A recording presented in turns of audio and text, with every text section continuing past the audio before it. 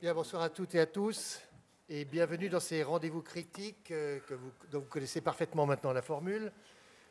Toujours avec une actualité bien chargée et tout, mais pour une fois, on ne va pas parler de très grands équipements, on ne va pas parler d'immenses blockbusters, on va parler de petites choses, de choses un peu dans les territoires. Ça va changer, mais c'est aussi la réalité d'une actualité architecturale forte, intéressante et très créative. Alors, on va commencer par l'actualité des prix. Il se trouve qu'il y a 2 jours, l'écart d'argent a été remise à un ensemble de bâtiments de services publics à Neuvecelle, en Haute-Savoie. Et quelques temps avant, disons il y a 2 ou 3 mois, la revue DA remettait son prix, là aussi, à un cinéma d'art et d'essai à Marans-Barreul. Alors là, ce n'est pas un petit village, c'est une petite ville. Mais c'est intéressant de voir que les 2 prix, en fait, j'allais dire...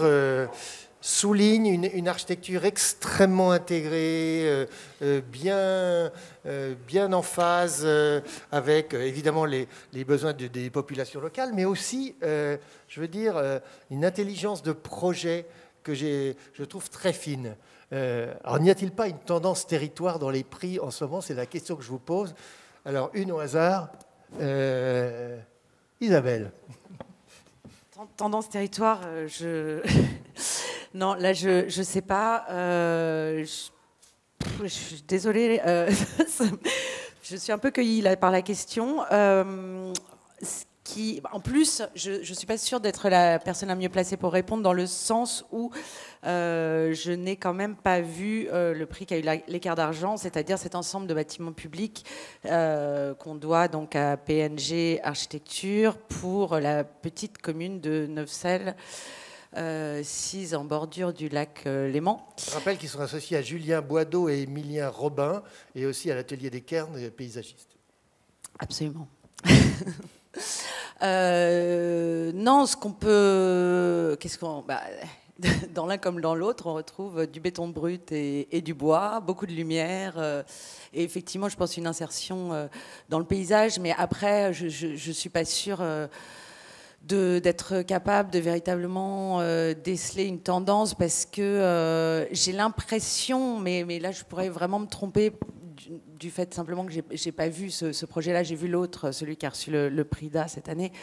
Mais j'ai l'impression qu'on est dans quelque chose quand même de peut-être plus sobre et plus vraiment éminemment discret, enfin une architecture qui finalement offre, qui se met au service des usagers plus que pour elle-même, alors qu'à Marcan-Barreul, on est quand même dans une architecture qui, pour le coup, a quelque chose d'assez glorieux. Alors, dans les 2 cas, il y a des principes d'économie qui priment et une grande intelligence, disons, quelque chose qui a à voir avec les fondamentaux de l'architecture, avec des matériaux bruts et en même temps une sorte de grande qualité de cette matérialité. Mais le cinéma de Marcan-Barreul, donc on doit à HBAAT. Avec V, architecte, V+. Ah oui, pardon. Il y a pas mal d'associations franco-belges, tout à fait. Il y a quelque chose. J'ai l'impression que c'est une architecture quand même qui s'affirme plus et qui voilà, et qui est assez épatante, mais au sens très positif. Du terme, quoi. Il y a une audace formelle, il y a une volumétrie incroyable, il y a un rapport à la ville qui est effectivement pensé avec l'idée d'un cinéma en plein air sur cette terrasse. Il y a un jeu des pleins, des vides, il y a 2 escaliers monumentaux. Enfin, on est dans quelque chose d'à la fois sobre et spectaculaire, et voilà, qui affirme haut et fort quand même une idée assez noble de l'architecture. Alors que voilà, le projet PNG me semble être beaucoup plus dans une forme d'effacement et de mise au service peut-être du paysage et de la communauté plus exclusivement. Mais encore, je peux me tromper. Mais on va en parler parce qu'il se trouve que Sophie, à qui je vais passer la parole tout de suite, a vu les deux bâtiments. Je crois que c'est la seule d'entre nous à avoir vu les deux. Le point commun entre les deux, outre l'écriture et autres, c'est la question d'être en cœur de ville, en cœur de village. Et ça, c'est ça qui est intéressant, parce qu'on va parler d'autres bâtiments plus périphériques, dans des situations très, très, très différentes. Là, ce qui est intéressant, le cinéma, c'est qu'il y a un travail de dialogue avec l'existant autour. Voilà, il y a une forme contextualiste, on pourrait dire. Oui. C'est ça, non? Alors, Sophie, dis-nous, toi qui as vu les deux. Alors, comme ce qu'il faut préciser, c'est que la commune de Marcq-en-Barœul, elle touche vraiment la ville de Lille, et elle fait partie de la communauté urbaine de Lille.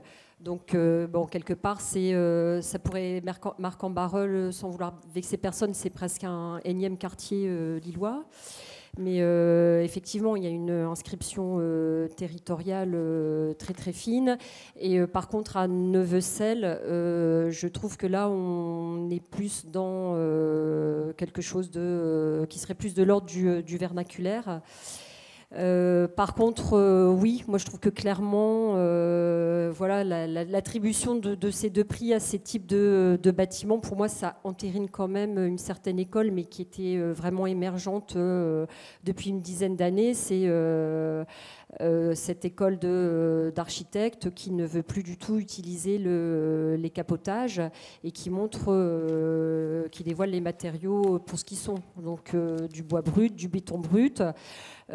Ça entérine aussi le fait que maintenant, de toute façon, la question économique, quelque part, elle se pose plus vraiment, mis à part pour les très grands équipements prestigieux et les commandes privées de grands mécènes, donc comme par exemple Guéry ou les projets, le projet de la Samaritaine. Là, on est vraiment dans des projets de l'ordre de l'exception.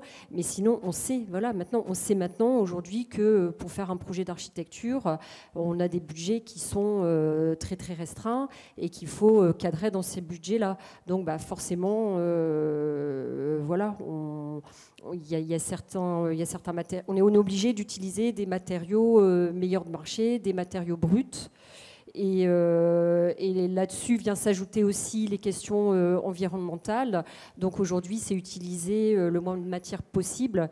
Donc évidemment, voilà, les capotages, c'est quelque chose qui a presque plus lieu d'être aujourd'hui.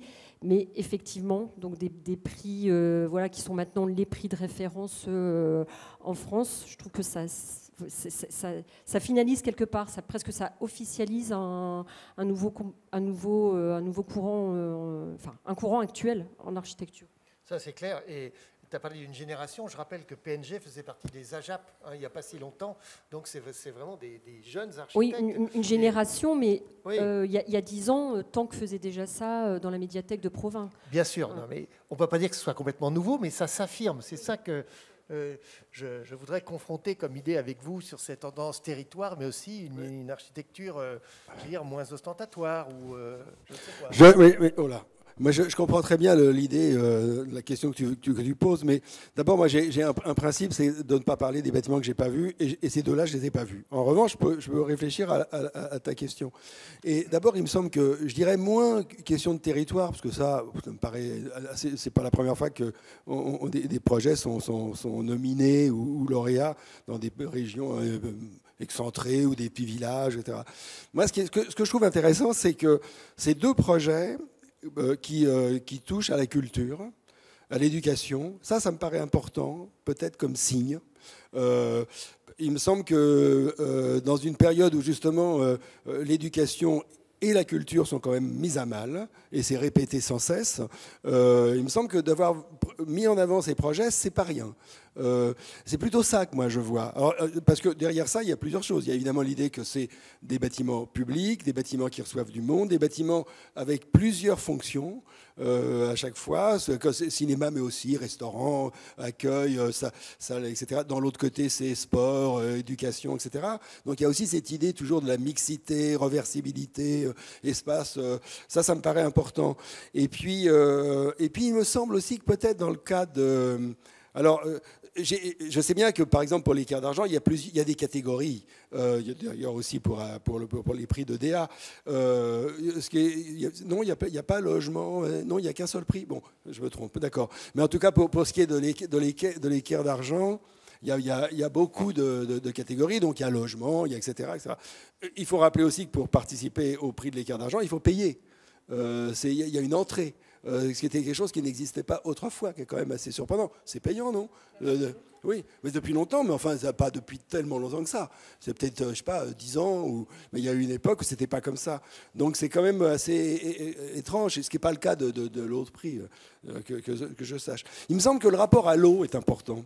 Dans le fait que le lac Léman. Oui, il me semble que le lac Léman, c'est important. Il me semble c'est une donnée de l'architecture, c'est un matériau aussi. Aujourd'hui, l'eau, et de plus en plus. Et donc, dans cette récupération du rapport à la rive, à la berge, etc., c'est quelque chose qui a, à mon sens, beaucoup joué.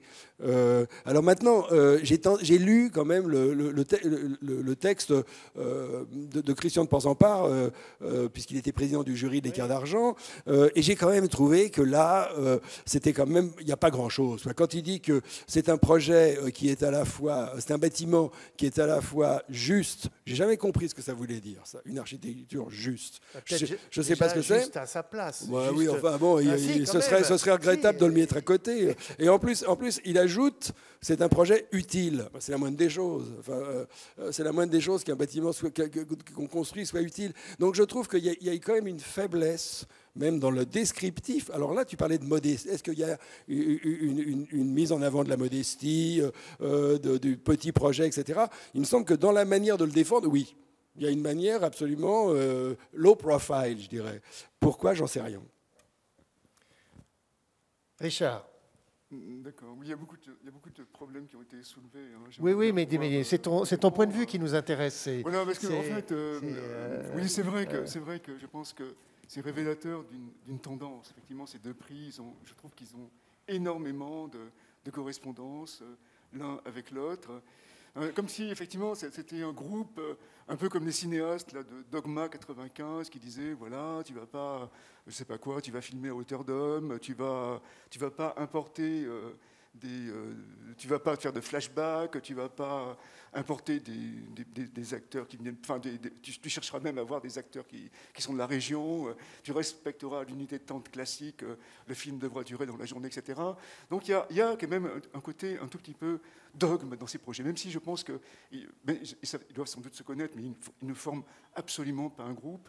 Et je pense que c'est vrai qu'on peut établir tout à fait des correspondances, donc, dans le fait de l'utilisation des matériaux bruts, des parpaings, du béton brut, le fait aussi qu'il n'y ait pas de seconde œuvre, ça c'est vraiment un dogme, en tout cas qui est commun à ces deux projets, le fait aussi qu'il y a une très très grande aménité pour le public, hein, puisqu'effectivement, dans l'école, il y a on le voit, il y a toujours on appelle ça des bords de toiture pour protéger les passages. Et puis après, donc, dans le cinéma, il y a énormément d'espaces communs pour que les gens puissent se rassembler, puissent boire, pour qu'on comprenne quand même que voilà pourquoi on va au cinéma et pourquoi on ne regarde pas des films devant son écran de télé. Voilà, il y a toute une réflexion là-dessus qui est extrêmement intéressante. Donc pareil, voilà, s'interroger sur l'usage, sur pourquoi les gens iront à cette école, pourquoi ils iront au cinéma.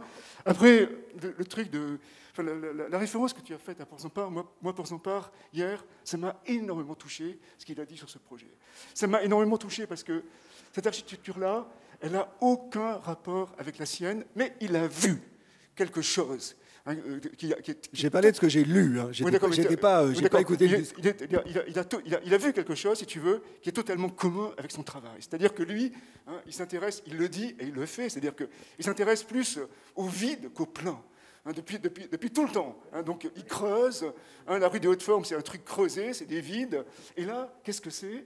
C'est pareil, hein, c'est des vides. Tu n'as pas une grande cour de récréation avec le bâtiment scolaire. Non, hein, tu as un chapelet hein, d'espace libre. Et c'est ça qu'il a vu, quoi. C'est ça qu'il a compris. Hein, c'est justement ces espaces offerts donc, à la ville, ces espaces libres offerts à la ville. Et c'est ça, effectivement, qui constitue l'école. Voilà, après, une nouvelle tendance, je ne sais pas, parce qu'il y a eu ce numéro de DA, hein, donc, au début de l'année, là, donc, avec l'entretien et l'hackathon Vassal, on avait parlé d'ailleurs ensemble, enfin, on avait débattu hein, sur le Pritzker à l'hackathon Vassal. Et dans ce numéro, c'est vrai qu'il y a plusieurs personnes, dont Emmanuel Caille, effectivement, qui cherchent à définir justement une nouvelle tendance. Et lui, il parle de retour au simple. Bon, c'est un peu passe-partout. Hein, effectivement, il y a un certain retour à la simplicité. Mais ça non plus, ce n'est pas vraiment nouveau, comme tu l'as souligné, parce qu'il y avait dans les années 90 la question de la banalité qui était portée par François Barré, qui était portée par Lucan, qui était portée par Lapierre. Donc, ce n'est pas nouveau, quoi. C'est une tendance qui est toujours latente, hein, mais c'est vrai qui ressurgit maintenant. Et puis c'est vrai que cette tendance-là, eh bien, on la voit s'exprimer de manière très très différente, donc chez l'hackathon Vassal, mais peut-être aussi peut-être d'une manière un tout petit peu différente encore, chez Mioto, hein, chez Brutter, enfin les gens dont on parle d'habitude. C'est vrai qu'il y a un retour donc à une certaine simplicité, il y a un retour aux fondamentaux, et puis surtout la chose qu'a dit Isabelle, c'est très juste, c'est ce refus absolu du symbolique. Voilà, on fait un bâtiment, même le cinéma, je suis désolé, il n'est pas du tout symbolique, c'est des boîtes, c'est tout. Il n'y a pas de volonté d'affirmer une quelconque symbolique. Voilà. Et ça, ce refus de la symbolique, ça, je pense que c'est assez intéressant. Hein, et c'est ça peut-être qui fait le fondement peut-être d'une nouvelle refondation de l'architecture. On peut dire que voilà, l'espace, quelque part, l'espace réel, eh bien, il s'est désymbolisé. L'espace public, de toute façon, c'est déjà depuis longtemps, il est passé donc, de la place publique à l'écran d'ordinateur. C'est là que les choses se font. C'est sur les écrans, effectivement, qu'il y a des débats, la symbolique, elle passe par là, elle ne passe plus par l'architecture. Et ça, c'est un truc qui est super intéressant, parce que c'est vrai qu'on pourrait le considérer comme une totale libération. Oui. Sophie. Je trouve que la question de la simplicité, elle est vraiment à aborder, à approfondir, à creuser. Moi, je ne trouve pas que ces deux projets-là relèvent de la simplicité du tout. À Neuvecelle, en l'occurrence, c'est que du sur-mesure, tout est dessiné. L'hackathon Vassal, oui, on est sans doute dans la simplicité parce que c'est de l'architecture standard de catalogue, mais là pour moi le matériau brut pour moi ne renvoie pas forcément du tout vers la simplicité et vers l'idée du simple. Le simple, c'est pas forcément le minimal, hein, tu vois. Je voudrais juste, voilà, j'étais un peu cueillie comme je l'ai dit au début, mais en vous entendant parler, et bon, enfin, Richard l'a un petit peu dit, mais je pense que peut-être il y a quelque chose d'important et de commun à ces deux projets, effectivement, et qui est, j'ai l'impression, quelque chose qu'on attend de plus en plus de l'architecture, en particulier quand il s'agit de commandes publiques, c'est le caractère d'activateur urbain, de redynamisation des centres-bourgs. Je me suis intéressée, moi, il y a quelques mois, d'ailleurs, à des nouveaux cinémas. Il y a des cinémas qui réinvestissent les centres-villes, les centres-bourgs, enfin surtout des petites villes, comme le fait celui-ci à Marc-en-Barœul. Et voilà, il y a toujours enfin, c'est comme si c'était un substitut à une politique d'aménagement du territoire devenue très défaillante, et que voilà, je disais, Richard en avait parlé, parce que quand il parlait de Ports-en-Part, finalement des hautes formes, enfin voilà, c'est une architecture qui finalement pallie ou à laquelle on demande de pallier, ou qui peut-être voilà, se distingue par sa capacité à offrir à la ville quelque chose en plus, à offrir aux habitants quelque chose en plus, et à être à la fois un ciment social et voilà, un projet urbain fédérateur et peut-être attractif, quoi. Oui, je voudrais dire un mot sur ce que vient de dire mon camarade en face, parce que sur cette idée que l'absence, on sortirait de la symbolique et que ce serait une libération. Je pense qu'on ne peut pas laisser passer ça parce que, aussi simplement, c'est une question gravissime. Et j'ai même le sentiment, je vais te dire, je pense que là, on touche à quelque chose d'extrêmement grave. Et je ne suis pas du tout convaincu que tu aies raison. Je pense que précisément, là, on touche à quelque chose d'extrême qui dépasse de très loin l'architecture. Et sur cette question que moins on aurait de règles, en fait, moins on aurait de codes, au fond, moins on aurait d'obligations, même, et même d'obligations sacrées, plus on serait libre. Je pense que c'est faux. C'est absolument le contraire. On va revenir là-dessus parce que tu l'as dit toi-même. Aujourd'hui, c'est sur les écrans que ça se passe. On en reparlera tout à l'heure. J'en parlerai à propos de la ferme urbaine, etc. Donc on va revenir sur cette question. Mais je ne pense pas du tout que ce soit aussi simple de dire ça. Si c'était vrai, c'est-à-dire si c'est vraiment, on est aujourd'hui dans un moment où on peut se passer de la symbolique et considérer que c'est un mouvement libératoire, c'est extrêmement inquiétant. Voilà. Écoute, c'est tout le travail que fait Rem Koolhaas à partir du générique, tu vois, par exemple. Voilà. Comment, effectivement, retravailler, et c'est abandonner la symbolique et puis partir du générique pour faire de l'architecture. Oui, mais là, précisément, puisque mais là, on va arrêter le débat, là, parce que ça va nous emmener trop loin. Mais parce que précisément, ces projets-là sont extrêmement spécifiques. Donc, c'est le contraire du générique, on est bien d'accord. Que précisément là, c'est l'anti-multiplex, quand même, le Marant-Barreul. C'est ça qui est intéressant. C'est qu'un multiplex, justement, c'est ce que tu vois aux périphéries des villes, des traits clinquants et autres, qui est allumé quand tu passes sur le ton. On revient presque au Gaumont Palace, enfin, dans une version contemporaine aujourd'hui. Il y a une très belle architecture du cinéma. Non, mais regardez par exemple le cinéma d'Asplund, le cinéma d'Asplund, là, à Stockholm. Comment? Oui, dans la capitale de la Suède, là. Voilà, Stockholm. c'est un cinéma, voilà, tu as des références grecques, tout est symbolique, si tu veux, tu vois. Là, il n'y a rien. Ça peut être autre chose. Demain, ça peut être un supermarché, il n'y a pas de problème par rapport à ça. Je vous renvoie au très bon livre de Francis Lacloche, Architecture de cinéma, où déjà il raconte toute l'histoire de ces très très beaux lieux et ces très beaux théâtres. On enchaîne vite maintenant avec les bâtiments. Je ne pensais pas qu'on passerait autant de temps sur l'histoire du prix, mais merci. Et pour s'intéresser au travail de Perrodin qui suit sa route sur le chemin de la pierre, on va voir deux bâtiments, l'un à Genève, enfin c'est un ensemble de bâtiments, et plus précisément à Plan-les-Ouates, dans la banlieue genevoise, en pierre massive, et puis un immeuble mixte à Caluire, à Lyon. Vous êtes tous allés là-bas, je crois, ou presque. Donc Philippe ne parlera pas, mais il pourra parler peut-être de la tendance pierre, je ne sais pas. Là, il se passe quelque chose. Voilà. Ça va venir. Je passe les images pendant ce temps-là. Voilà, ça s'est calmé.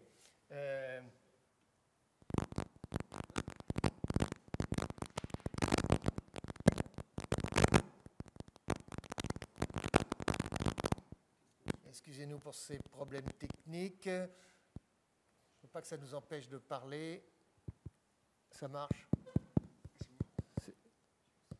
C'est bon. C'est bon.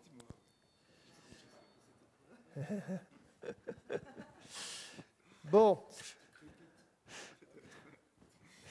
Replacer la pierre comme matériau principal de construction, voilà ce que dit Gilles Perrodin. Et il ne faut pas oublier le travail de son fils, parce que c'est vraiment une agence qui s'est engagée là-dedans. Et on se souvient des logements sociaux de Cornebarieux dans la banlieue de Toulouse, pour ne parler que de ça. Où précisément sur le logement, il démontrait qu'on pouvait construire avec de la pierre et pas plus cher. Là, il y avait quelque chose de très très intéressant. Et donc là, il continue dans deux lieux différents. Donc, qui veut ouvrir le feu, si je puis dire, avec la pierre? Oui, donc c'est un travail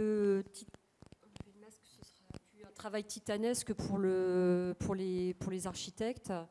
Voilà, donc une entreprise familiale, puisqu'il a vraiment cette pensée traduite dans la pierre, il l'a transmise.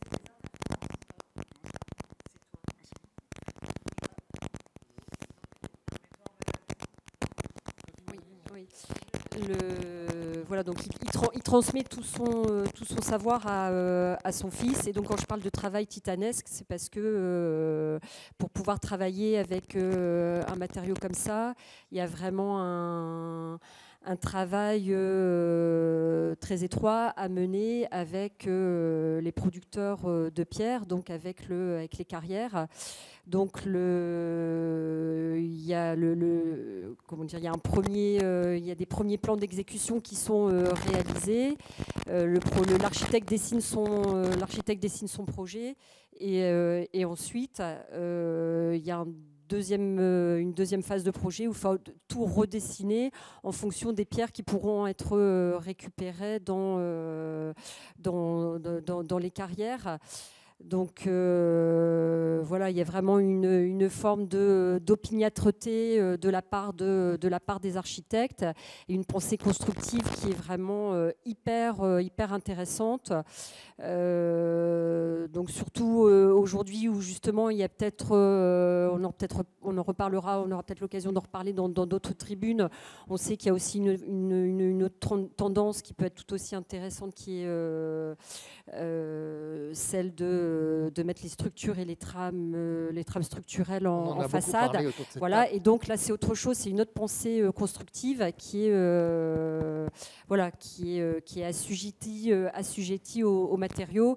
Et là en l'occurrence pour le premier projet qu'on a vu à côté de Lyon, où il s'agissait de faire des ateliers et des logements. Donc la première question c'était voilà, pour un atelier de menuiserie on doit construire des grandes portées, donc comment fait-on ? Et donc la solution c'est de construire des arcs. Donc on arrive quand même à une plasticité architecturale qui est assez incroyable. Et puis on parlait de l'inscription territoriale à propos des prix, mais on peut aussi en reparler pour Pérodin.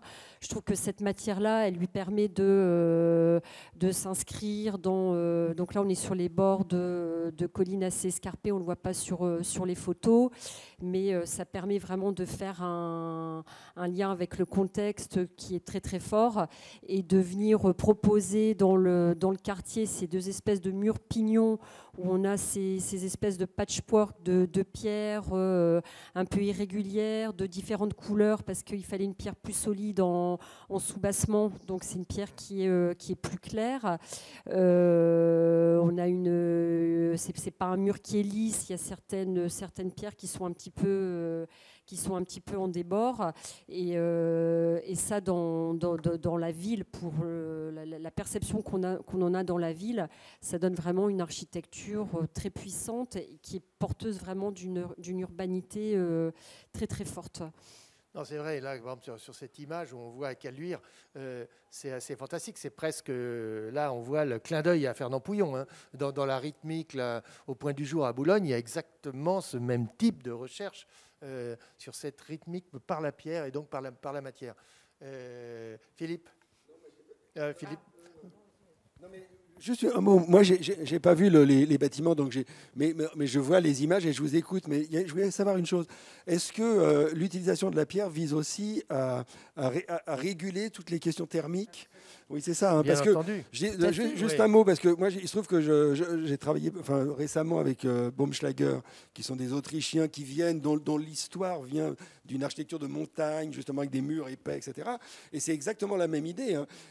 C'est vraiment faire en sorte qu'il n'y ait plus de technologie à l'intérieur des bâtiments, mais qui s'autorégulent. Donc j'imagine que c'est ça. Hein. C'est exactement ça. Et là, je trouve que Pérodin a une position qui est hyper intéressante. C'est que lui, il dit quelque chose qui est, alors pour le coup, très juste. C'est que la question de la thermique aujourd'hui, c'est pas tellement la question de chauffer un bâtiment, c'est la question de le refroidir. Voilà, le problème, c'est qu'il fasse pas trop chaud. Voilà, c'est ce que le matériau, c'est un matériau extrêmement performant par rapport aux problèmes climatiques aujourd'hui. Alors Isabelle. Moi, écoutez, je ne connaissais pas ce Gilles Pérodin et encore moins son fils, et j'étais assez conquise par le personnage et par justement toute sa démarche, celle qu'il défend en tout cas aujourd'hui, dont il dit qu'elle est extrêmement inspirée de l'architecture vernaculaire et des principes justement de protection du climat que permettent. Enfin voilà, c'est à la fois il s'est inspiré de Pouillon, d'André Revreau, d'Hudson, enfin bon. Voilà, et il travaille aussi bien la pierre que le bois, que le pisé. Lui-même est à moitié basé au Sénégal, où il travaille là-bas. Il a construit sa propre maison, il a d'autres projets, il travaille avec les populations locales. Et il est vraiment, enfin, c'est une sorte de Pouillon contemporain un petit peu qui s'inscrit comme ça en faux avec évidemment avec la postmodernité, mais même avec la modernité, et qui a développé tout un savoir-faire et quasiment une filière, enfin en tout cas une méthode pour réussir, dit-il en tout cas, à créer avec de la pierre une architecture qui, d'après ce qu'il dit, est potentiellement aussi économique qu'avec le béton, mais beaucoup plus écologique et par ailleurs, voilà, qui a quand même effectivement une certaine allure. Alors là, le projet qui est, c'est du côté de Lyon, hein, c'est ça. Celui-là, je l'ai pas vu, il a l'air vraiment extraordinaire. Moi, ce que j'ai vu, c'est donc les logements qui sont à côté. Mixte, atelier, bureau et logement. Tandis que dans l'autre cas, à Genève, c'est plus complètement logement. Ouais, c'est un peu dur hein, quand même à Genève parce que y a quand même. Tu parlais du contexte. Sophie, mais le contexte à Genève, c'est, je ne sais pas si c'est une ZAC, mais en tout cas c'est un quartier d'habitation comme ça qui est quand même super dur, qui est limite sinistre. Alors visiblement, moi je ne suis pas très au courant, mais il semblerait qu'il y ait une grosse crise du logement à Genève et donc on construit des logements où on peut. Donc là, c'est sur d'anciennes terres agricoles dont on voit d'ailleurs à quoi elles devaient ressembler, puisque juste à côté, on a des petits jardins ouvriers avec des petites maisonnettes. C'est assez pittoresque et charmant. Et là, donc, tout ça a été complètement rasé. Alors, il va y avoir, et pour mettre donc un ensemble de bâtiments, il y en a beaucoup. C'est assez lourd. C'est des volumétries très massives comme ça, des gros plots. Ce sont des blocs de 20 par 20. C'est ça, des blocs de 20. Il a sculpté ces ensembles. Alors lui-même, il a sculpté. Alors les siens se distinguent justement par la matérialité, par la pierre, et tout de suite, il y a quelque chose qui se dégage, il y a quelque chose qui attrape l'œil, il y a quelque chose à la fois d'archaïque et puis quelque part qui dit, je sais pas, qui exprime tout de suite le bien construit et même le bien habité. Enfin, je veux dire, ça crie un peu. Et ça, il y a quelque chose qui trompe pas, on va dire, dans ce procédé constructif, dans ces gros blocs de pierre que eux-mêmes dessinent à la main. Enfin, ils les dessinent chacun, ils les amènent, ils savent exactement comment ils vont les assembler. Et à l'intérieur, ça produit un espace qui est quand même de très très grande qualité. C'est super lumineux, très très belle matérialité avec les murs. C'est quand même de la pierre porteuse. Donc on a les murs intérieurs qui sont vraiment en pierre de taille et ça fait son effet. Enfin, je veux dire, c'est-à-dire que ça crée une atmosphère. On a ces loggias qui sont. Enfin, il y a vraiment une conception qui est quand même assez remarquable avec les huisseries en métal et bois. Enfin, ça sent la Suisse hein, quand même quelque part au sens le plus positif du terme. Mais voilà, donc c'est des beaux. Il y a plus d'argent dans la construction en Suisse qu'en France. Alors, je ne sais pas si c'est qu'une question d'argent. Je pense que c'est quand même une question d'argent, mais c'est aussi une question, voilà, quand même de procédés constructifs, de matérialité. Il y a beaucoup de choses qui se passent et on se sent très bien quand on est à l'intérieur et les vues sont superbes. Enfin, on est dans quelque chose de qualité. Mais moi, j'ai quand même du mal à m'enthousiasmer pour ce projet-là en particulier parce que je trouve que l'environnement dans lequel il est vraiment sinistrissime. Alors, ce sera peut-être un peu mieux quand l'herbe aura poussé, enfin, sûrement. Mais je trouve ça très dur. Moi, j'aurais pas envie d'habiter là-bas. En fait, on est dans une ZAC suisse, hein, au pied du Mont-Salève. Je leur laisse. Voilà, c'est du périurbain. Voilà, mais c'est vrai que la qualité du logement est exceptionnelle. Richard. j'ai vu les deux projets. En fait, je les trouve très, très différents. Je suis très convaincu par le projet de Lyon, parce que c'est un projet de longue haleine. Hein. D'ailleurs, son premier projet, c'était de faire un bâtiment en pierre, avec à l'intérieur des colonnes de pierre, soutenant des poutres et des planchers en bois, enfin un immeuble qu'on envoie justement comme les immeubles des canuts, donc sur la Croix-Rousse. Et puis petit à petit, ça a évolué, comme l'a très bien dit Sophie tout à l'heure. C'est-à-dire qu'il est passé à un registre de murs, de refends porteurs. Les refends porteurs, donc, qui permettent de découper les appartements du haut. Ce sont des appartements aussi assez intéressants parce que ce sont des bâtiments colocatifs, tandis que, donc, au rez-de-chaussée, c'est les ateliers. Ensuite, c'est vrai que je trouve que c'est très simple. Voilà. C'est pas minimal, mais c'est simple. Voilà. La pierre dure. C'est pas un patchwork. Excuse-moi, Sophie. Hein, tout le socle, il est fait en pierre plus dure. Voilà. Pourquoi ? Parce qu'effectivement, le socle, ça prend des coups. Hein, et puis d'abord, c'est ce qu'on faisait effectivement donc, dans les villes au XIXe siècle, hein, puisque donc, la plupart des immeubles sont en pierre. Et effectivement, les socles, donc, ils sont dans des pierres qui sont plus résistantes. Voilà. Donc il y a les deux premiers étages, les étages d'atelier qui sont en pierre dure. Après, c'est de la pierre, disons, moins dure et un tout petit peu plus jeune. Donc, c'est hyper simple. Et c'est vrai que là, franchement, ces ateliers superposés avec les grandes arches, c'est vraiment un espace qui est totalement à couper le souffle parce qu'on a l'impression d'être dans un tableau d'Anselm Kiefer avec les grandes arcades comme ça. Ça aurait été projeté dans quelque chose d'extrêmement puissant. Voilà. Après, effectivement, il y a le cercle qui est venu à la fin.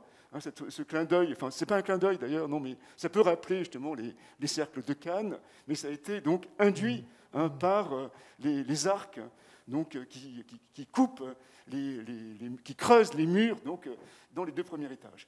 Voilà, là, je trouve qu'il n'y a rien à redire parce que, voilà, contrairement à l'autre immeuble tout à l'heure, vous voyez, par exemple, il y a des appuis de fenêtres, mais il n'y a pas de corniche. Donc, voilà, le modèle, l'épanage, il est hyper simple. Voilà, mur lisse en rez-de-chaussée. Après, c'est creusé de loggia. Et puis, la modénature, c'est juste des appuis de fenêtres, point à la ligne.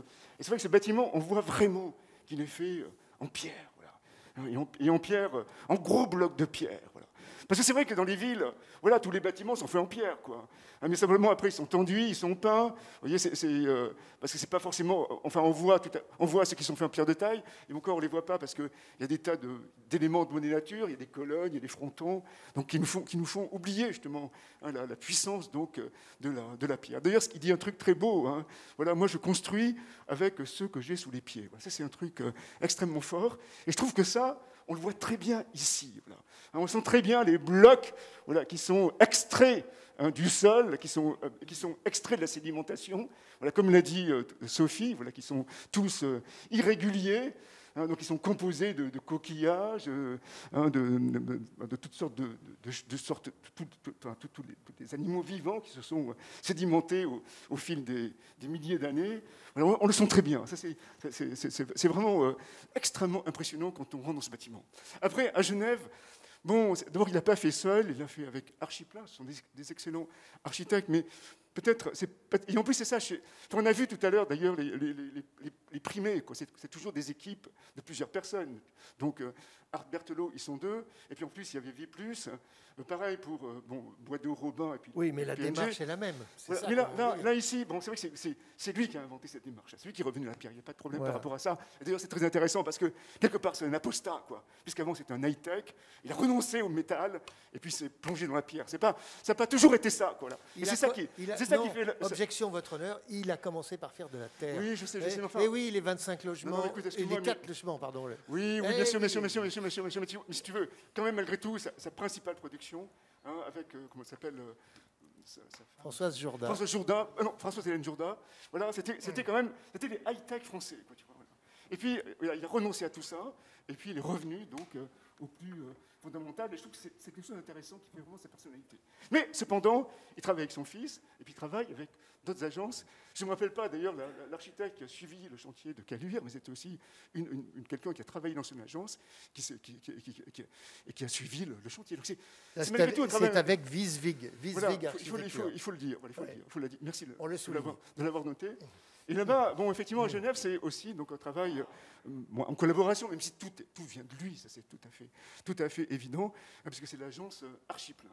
Voilà, Genève, c'est vrai que moi, ce que j'aime bien dans ce projet, voilà, là encore, c'est la simplicité. Bon, effectivement, il y a plusieurs enveloppes de pierre, c'est comme un oignon, voilà, donc il y a une enveloppe extérieure, après il y a un autre mur de pierre. Ces deux murs, ils portent les planchers.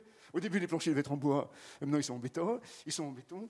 Et puis au centre, donc, il y a donc, un autre mur qui n'est pas porteur, dans lequel il y a l'escalier qui est autoporteur. Là, c'est une logique imparable. Ensuite, ce qui est très fort aussi, bon, c'est un peu classique, mais c'est comment il a occupé les plots. Hein, donc, il a mis bien sûr l'escalier au centre, et puis il a mis des loggias dans les angles. Hein. Et aussi comment il a réussi. Un truc très compliqué, c'est comment faire en sorte que les deux plots, quand ils deviennent siamois, voilà, comment arriver à faire le plan avec ça. Tout ça, c'est très très bien fait. Mais après, ce que j'aime moins, voilà, mais d'abord je lui ai dit, voilà, c'est le fait que quand on voit ce bâtiment, je trouve qu'il y a trop de choses, il y a trop d'éléments de modèle nature, parce qu'on voit la corniche qui permet effectivement de protéger la façade de la pluie, mais après, au-dessus de la corniche, il y a des tablettes, il y a des tablettes pour les fenêtres, et je pense qu'il aurait mieux fait, voilà, trouver une solution plus simple, et de faire une corniche qui sert aussi d'appui de fenêtre. Ça aurait été beaucoup, beaucoup plus simple. Et pareil pour le poteau d'angle, on ne le voit peut-être pas, mais il est creusé. Voilà, je pense qu'il aurait mieux fait aussi de faire un poteau plein, plus simple. Parce qu'en fait, voilà, quand on passe devant, voilà, c'est un peu comme quand on est en ville. Voilà, il y a des bâtiments en pierre, on ne le sait même pas, quoi. On voit des colonnes, on voit des frontons. Et là, je pense qu'il y a trop d'éléments de modèle nature qui nous font oublier, voilà, que ce bâtiment, eh bien, il est fait avec des blocs de pierre sédimentaires, avec dedans peut-être nos ancêtres. Voilà. C'est ça qu'il fallait faire voir. Bon, alors il me dit que tout ça, c'est parce que c'est la vérité de l'architecture, que la corniche, elle correspond donc à la dalle hein, qui est portée par le mur de pierre, et que la fenêtre, elle est plus haute que la corniche, parce qu'elle est plus haute que la dalle, parce qu'au-dessus de la dalle, il y a une chape, et au-dessus de la chape, donc il y a un parquet. Mais tout ça, ça aurait pu se régler, tu vois, parce que c'est ça, c'est là, si tu veux, je pense, où justement on a besoin d'un architecte pour régler ce problème-là, parce que la vérité, l'architecte, il ne nous doit pas la vérité, mais il nous doit le vraisemblable. Et là, le vraisemblable, hein, c'était de dire que voilà, c'est simplement un bâtiment fait en blocs de pierre. Voilà. Même si on est loin du centre, même si on est dans un paysage peut-être relativement ingrat, voilà. Et puis on a des bâtiments qui sont érigés avec des blocs, un peu comme les monolithes de Stonehenge. Oui, enfin, le paysage autour est quand même pas mal, hein, parce que le Salève, tout ça, c'est quand même bien. On parlait des constructions de la ZAC suisse. Philippe. Oui, il y a plein de choses à dire. D'abord, ce que tu viens de dire sur le vraisemblable, ça me rappelle cette phrase formidable de Mark Twain. La réalité est toujours plus forte que la fiction, parce que dans la fiction, il faut du vraisemblable, alors que dans la réalité, il n'y en a pas. Bon, ça c'est une petite chose. Mais je trouve que tu avais raison tout à l'heure de rappeler l'importance de la ville du 19e siècle. C'est crucial. Je dis ça parce que je vois aussi ça chez Baumschlager, justement, où c'est la même école quand même. C'est vraiment l'idée. C'est aussi cette idée de la Suisse. C'est aussi une architecture qui est construite à partir d'une réflexion sur l'architecture de montagne, justement, d'éléments qu'on a sous les pieds, comme tu disais très bien, et aussi d'une réflexion sur la ville européenne.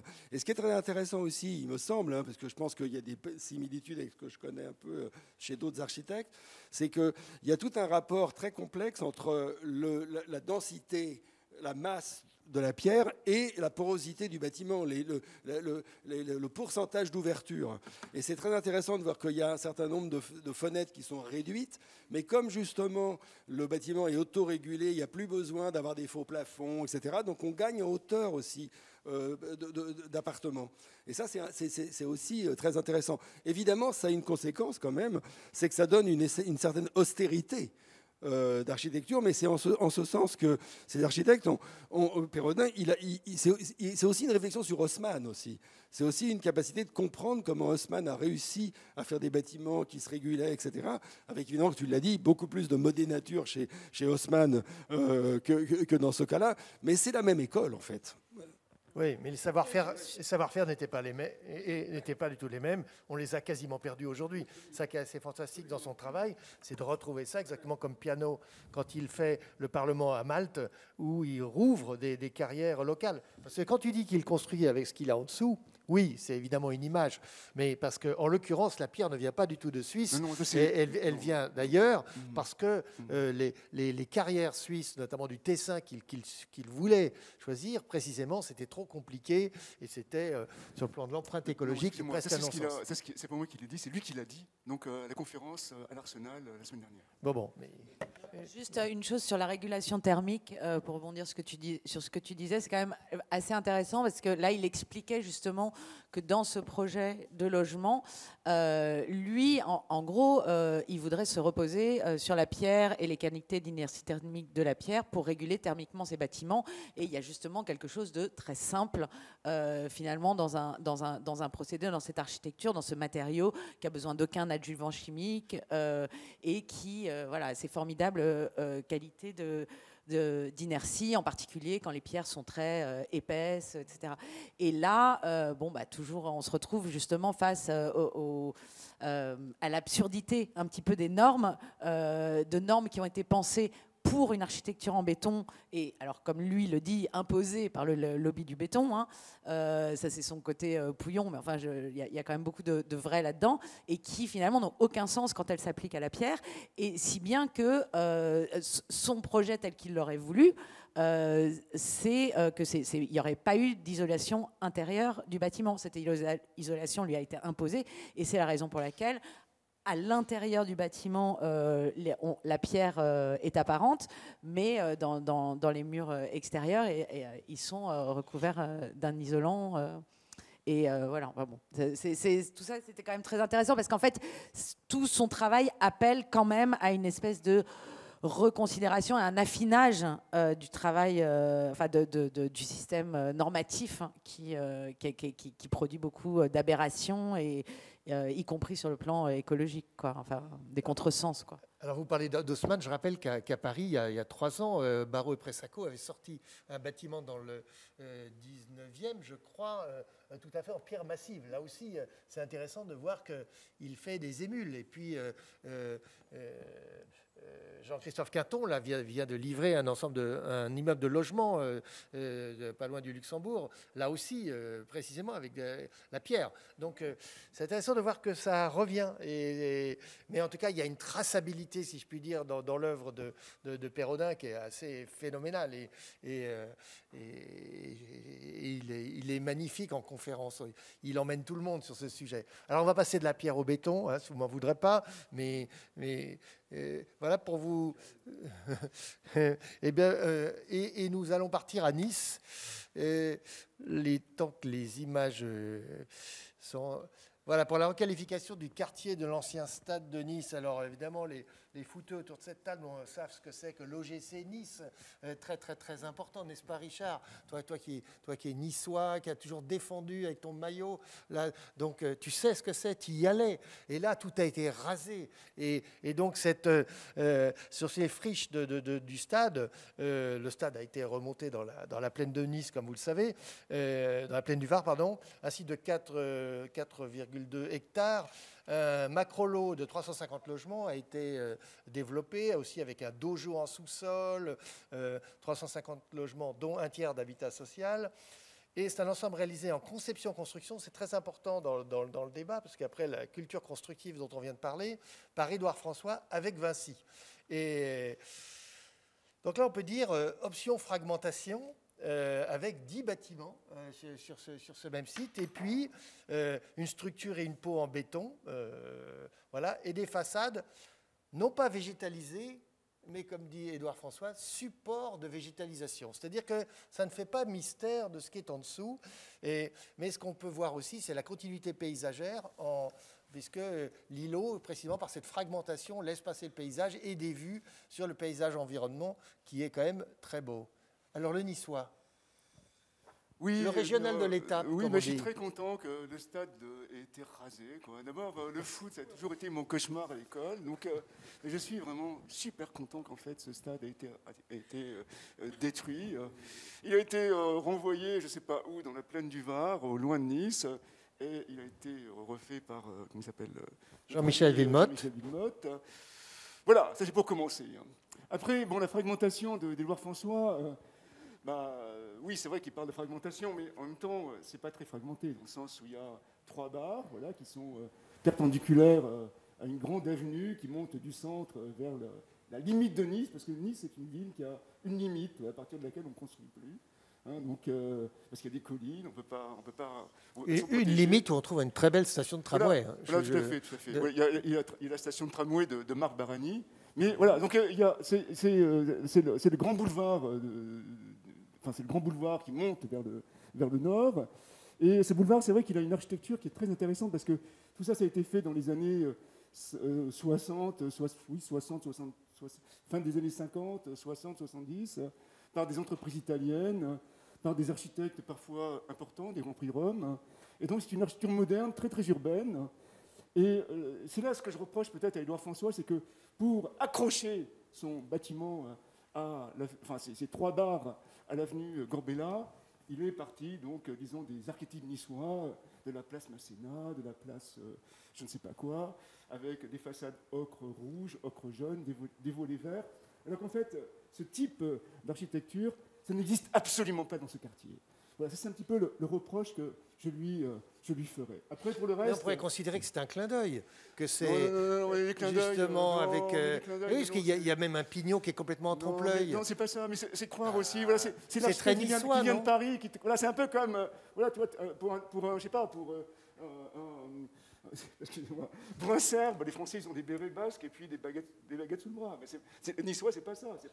C'est pas que la place Masséna, c'est pas que la place Garibaldi. Voilà, c'est aussi le boulevard Gorbella. C'est une architecture moderne, donc très urbaine, extrêmement intéressante. Et je trouve dommage, quelque part, voilà, qu'il la méprise autant avec ses façades ocre. Bon, après, passer ça, j'aime beaucoup la façade derrière, la façade ocre, puisque effectivement, donc, elle est équipée par tout un réseau de tuyaux donc, qui apportent l'eau et aussi de descente d'eau qui, disons, retire l'eau des bacs et puis bien sûr reconserve l'eau ailleurs pour pouvoir la réinjecter. Donc il y a tout un système de tuyaux et je pense que le tuyau, c'est vrai que c'est un des éléments fondamentaux de l'architecture. C'est vrai, on devrait vraiment penser à ça. Bon, effectivement, il y a les tuyaux de Beaubourg, il y a aussi un bâtiment de Soto de Moural, un petit équipement public au Portugal avec des grands tuyaux donc, de ventilation. Donc le tuyau, je trouve, c'est vraiment un élément extrêmement important de l'architecture. Et c'est vrai que ces façades, là, même si après les tuyaux seront amenés à disparaître, eh bien aujourd'hui, en tout cas, elles se distinguent par leur modénature qui est composée par les tuyaux. Après, effectivement, donc, il y a ces bastins de bois qui sont cloués au mur fixés au mur de béton et qui maintiennent donc les jardinières et puis des câbles métalliques qui vont faire en sorte que toute cette façade donc, elle soit le support à une végétalisation. Ensuite aussi, il y a beaucoup de balcons, comme souvent chez Édouard François. Et tout ça aussi, ça. Est-ce que j'aime bien, ganivelles, et des ganivelles. Voilà, de la ganivelle, effectivement, dans le bâtiment central, mais là, je reste là-dessus. Ça fait partie de son vocabulaire. Ce que j'aime beaucoup aussi chez Édouard François, c'est la manière... Bon, à la fois, si vous voulez...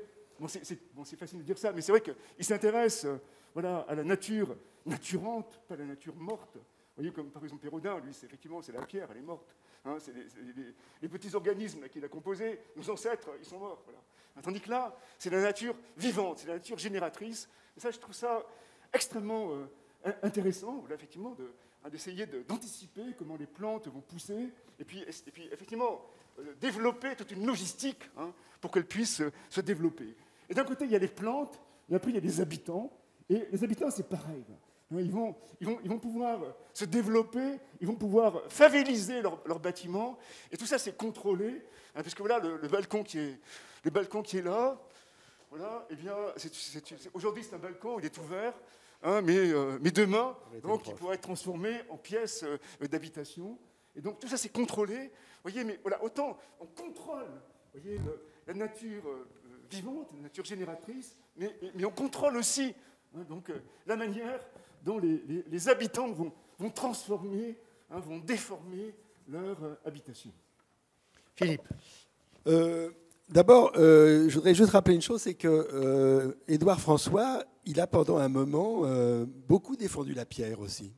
Il voulait ramener la pierre. Alors, ce n'est pas du tout le cas là. Oui, avec un très grand projet à Bordeaux, mais à côté de la gare. Absolument. Bon, ça, c'est...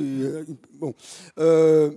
Alors, moi, ce qui m'a surpris, d'abord chez Édouard François, c'est que c'est en vérité son absence d'arrogance. Parce qu'il est décrit comme un personnage, justement, qu'en fait trop. Il a appelé son agence Maison Édouard François.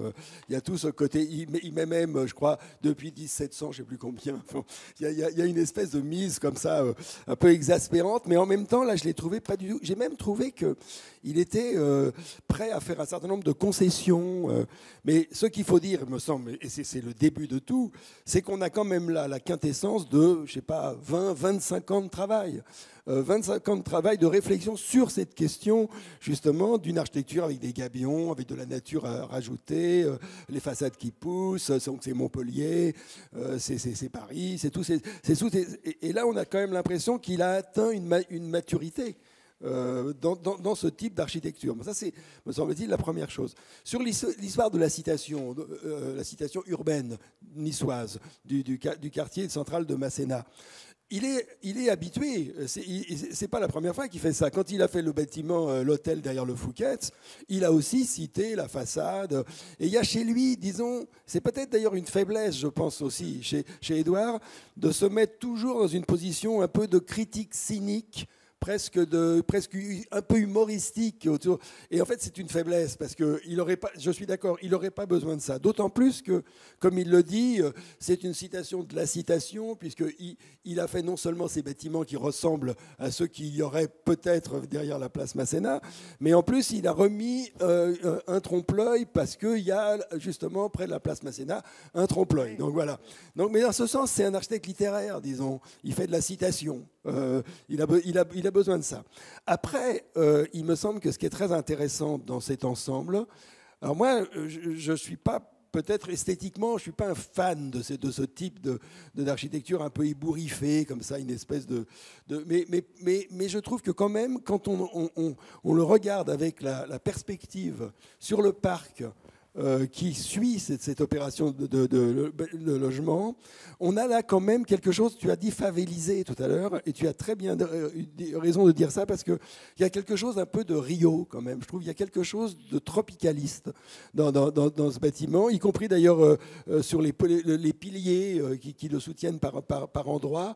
Il y a quelque chose un peu de corbuséen ou de Nimiguer. Enfin, il y a tout ça dans cette architecture. Je dirais, que pour moi, le point faible, c'est les logements, que je n'ai pas trouvé extraordinaire, avec peut-être, il y a cette idée d'une espèce de loggia qu'on peut utiliser un peu comme on voudrait. Qu'on a même le droit de fermer si mais on veut. D'ailleurs, il me semble-t-il, un truisme maintenant dans l'architecture, on trouve ça très souvent, cette espèce de pièce en plus. Alors, il y a ce qu'on appelle le volume capable. Moi, je déteste le mot capable. Je trouve aussi moche que durable ou soutenable. Je trouve il faudrait qu'on trouve autre chose que ces mots able, parce qu'ils sont lamentables.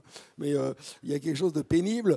Mais en tout cas, j'ai trouvé que les logements étaient quand même un peu mal foutus. Voilà.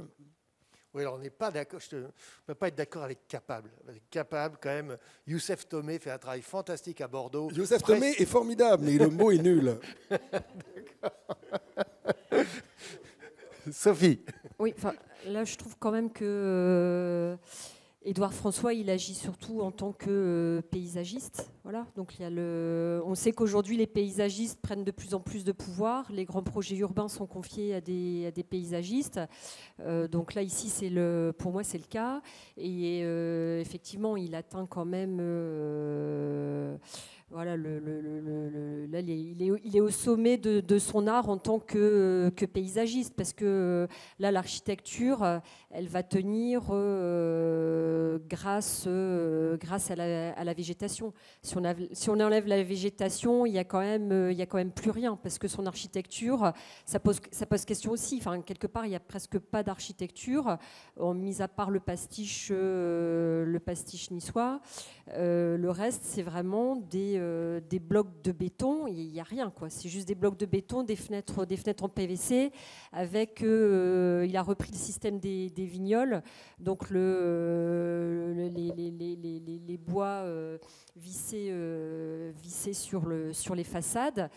Et moi, j'ai trouvé que c'était très intéressant tout ce qu'il racontait. En fait, il travaille sur la notion d'anastomose des plantes, c'est-à-dire que au bout de d'ici quelques mois, quelques années, je connais pas la temporalité, mais les plantes vont envahir, la végétation va envahir le bâti, et elles vont toutes fonctionner, elles vont former un tout, elles vont former une seule plante. Voilà, elles vont fonctionner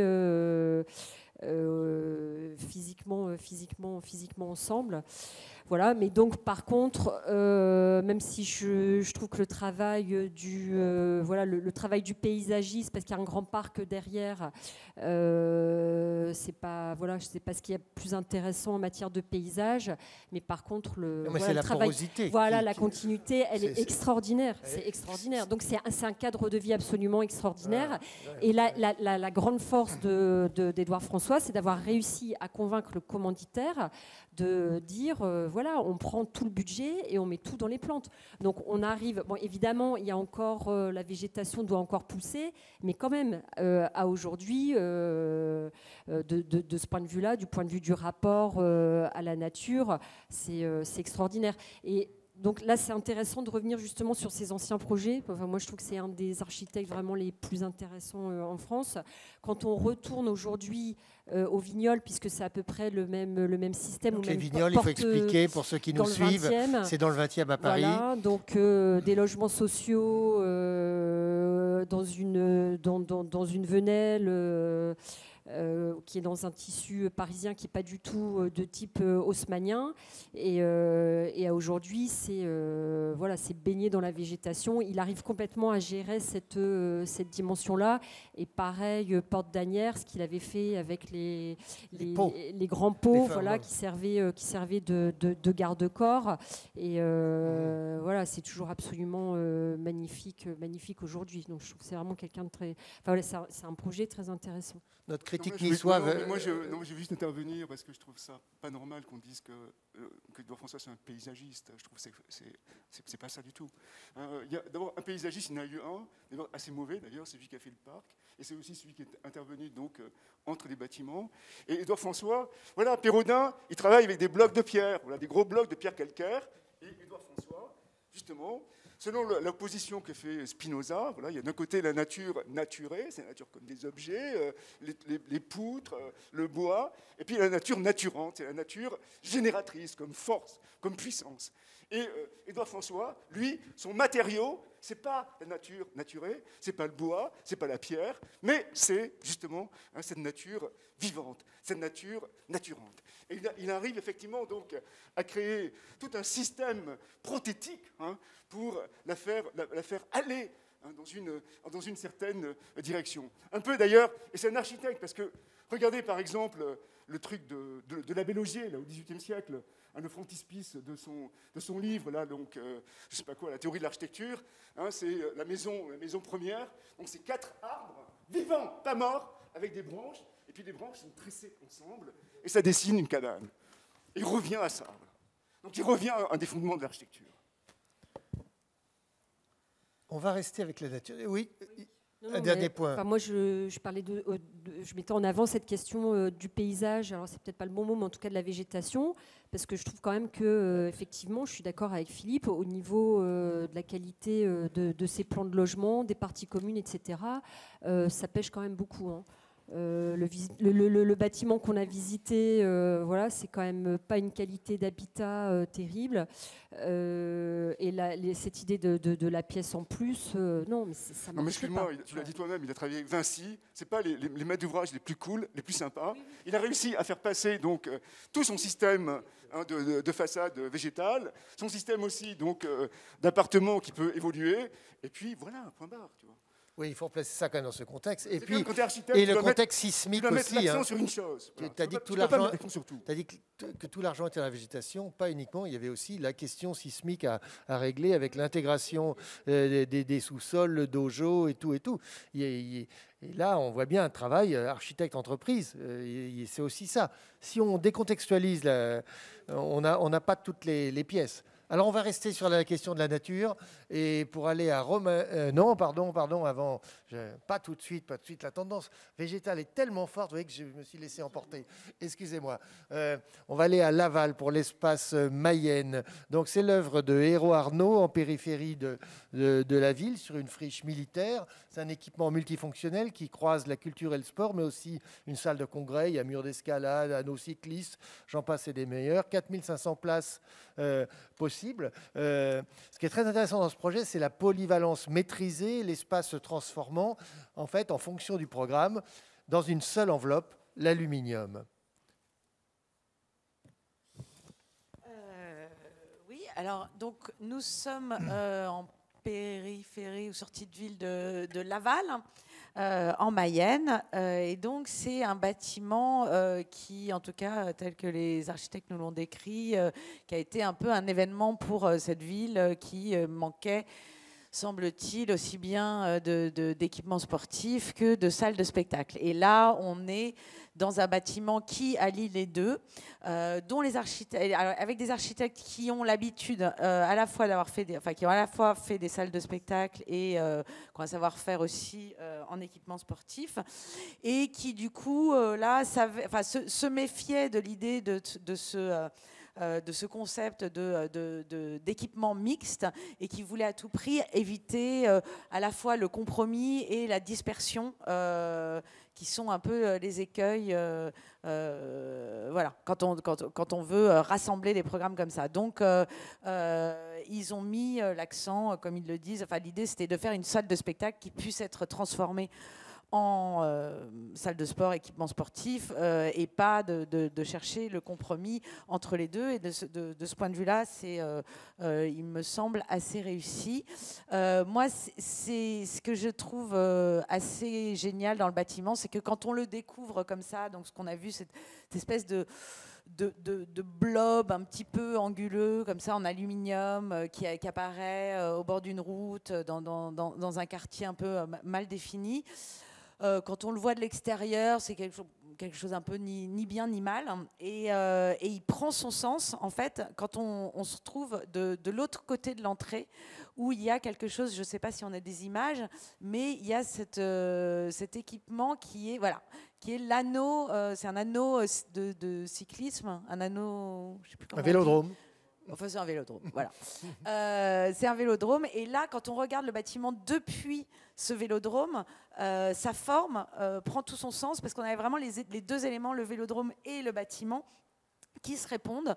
Cette espèce de ruban comme ça en béton, où les cyclistes courent quasiment à l'horizontale, enfin pas à l'horizontale, mais en tout cas de manière un peu penchée, très aérodynamique, enfin une forme aérodynamique comme ça, et qui renvoie à celle du bâtiment. Et on a cette forme qu'on va retrouver en fait à l'intérieur, et qui va donner une dynamique assez étonnante à l'espace. C'est-à-dire que dès qu'on passe la porte d'entrée réservée au public, en fait, on se retrouve dans quelque chose d'assez inédit, qui est un hall tout en longueur, comme un voilà. Donc ça, c'est le hall. C'est une sorte de coursive comme ça, qui frappe de plein de manières, parce qu'il y a à la fois cette forme très dynamique, presque aérodynamique, c'est une sorte de virgule comme ça, qui est comme une sorte d'estafilade, d'autant que voilà, il y a ce plafond sculpté en bois donc là, on arrive dans ce qui fait la tension, dans ce qui fait même la dialectique en fait du bâtiment, puisqu'il y a le bois qui donne une sensation de chaleur, qui donne une sensation de luxe, quelque chose qui rappelle un peu finalement ce qu'on disait au début avec le cinéma de Marc Ambarol, quelque chose d'assez simple dans la matérialité, et en même temps, voilà, c'est un contraste qui a très fort entre l'intérieur et l'extérieur. Il y a l'enveloppe d'aluminium froide, et à l'intérieur, on est dans cette forme de chaleur, et en même temps, c'est comme s'il y avait à la fois une sobriété et une dynamique qui renvoyait à l'équipement sportif, et une chaleur et une sophistication dans la forme qui venait anoblir la salle de spectacle. Et en fait, tout le bâtiment fonctionne là-dessus, sur cette espèce de mise en tension des deux. On n'est jamais dans quelque chose ni de gratuit ni de poseur. La forme est toujours imposée finalement par la fonction. D'ailleurs, le toit sculpté là, dont je parlais, qui est dans le grand hall, il prend en fait la forme des gradins du balcon de la salle principale. Les architectes en fait ont cherché comme ça une sorte d'hyper-efficacité, de compacité, qui était une manière de répondre ou d'éviter cet écueil de la dispersion des fonctions. Donc il fallait que tout se tienne, il fallait qu'il y ait en même temps une cohérence dans la matérialité, voilà. C'est-à-dire qu'ils s'en sont tenus à 3 matériaux principaux, que sont le béton, le bois et le feutre. Donc là, on est aussi dans quelque chose, il y a à la fois il y a la froideur et il y a quelque chose qui fait cocon. Et on est dans quelque chose en fait, qui est constamment surprenant. En fait. Il y a du contraste partout, et c'est de ce contraste que naît à la fois la singularité, l'unité, la cohérence et la qualité acoustique, spatiale, etc. Et c'est quelque chose de vraiment très, très surprenant. En fait. Sophie, est-ce que tu as été aussi séduite que... Moi, je trouve ça vraiment très intéressant comme forme, parce qu'à un moment donné, par rapport au programme, on n'a pas besoin de mettre de la hauteur partout. En fait, finalement, c'est une forme qui permet de faire des économies, de matière. On prend de la hauteur quand il faut loger une grande salle, mais quand on est dans les vestiaires ou dans les salles de réception, on n'a pas besoin de... la forme permet d'économiser de la matière et vraiment d'être adaptée à chacune des fonctions. Alors, ce qu'il faut préciser peut-être aussi, c'est que Hérault et Arnault sont quand même les grands spécialistes de tout ce qui est acoustique. Et on se souvient du métaphone, dans les bassins miniers. On se souvient des SMAC qu'ils ont fait aussi à Grenoble, si ma mémoire est bonne. Voilà, exactement. Donc, c'est quand même ce qui transparaît pas. Et c'est ce qui est intéressant, c'est que c'est quand même sont des équipements, mais d'une très très haute technicité, et ils arrivent.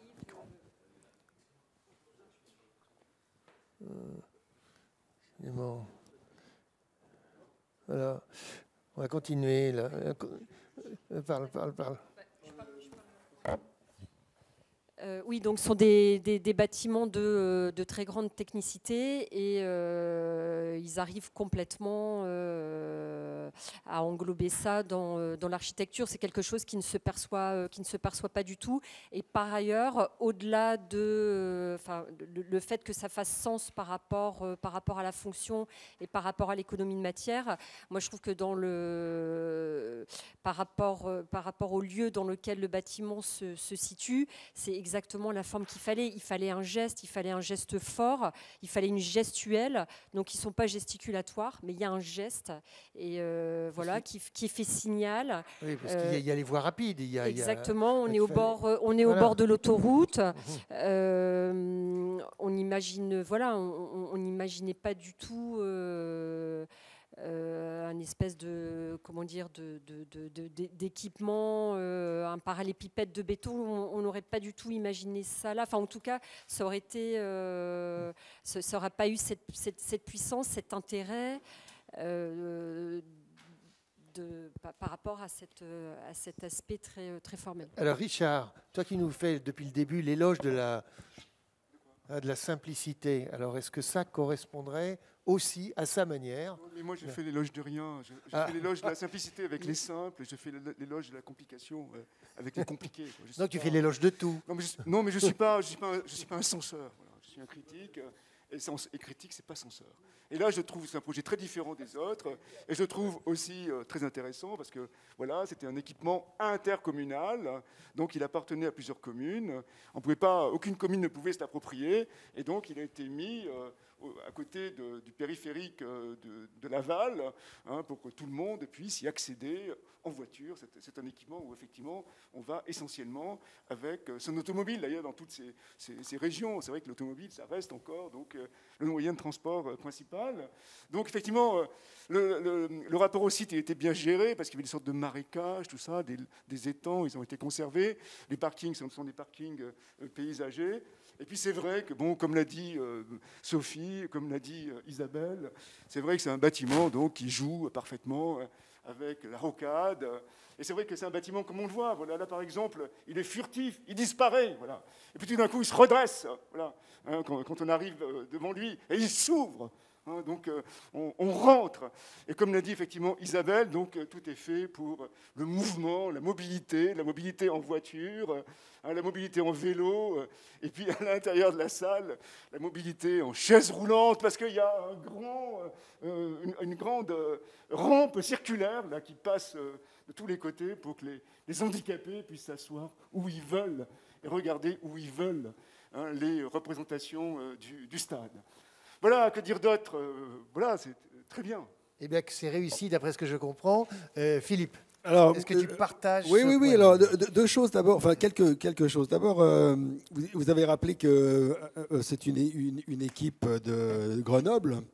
Oui, au début. Il faut dire une chose, c'est que Isabelle racontait que l'architecte, pour avoir remis dans les brancards à la mairie de Grenoble, parce qu'elle en avait vraiment ras-le-bol de voir la manière dont les architectes étaient traités, elle a compris qu'ils étaient grillés à Grenoble et ils ont embarqué leur agence, ils sont rentrés, ils sont revenus sur la région parisienne, ils ont abandonné Grenoble en pensant qu'ils n'auraient plus jamais de boulot à Grenoble.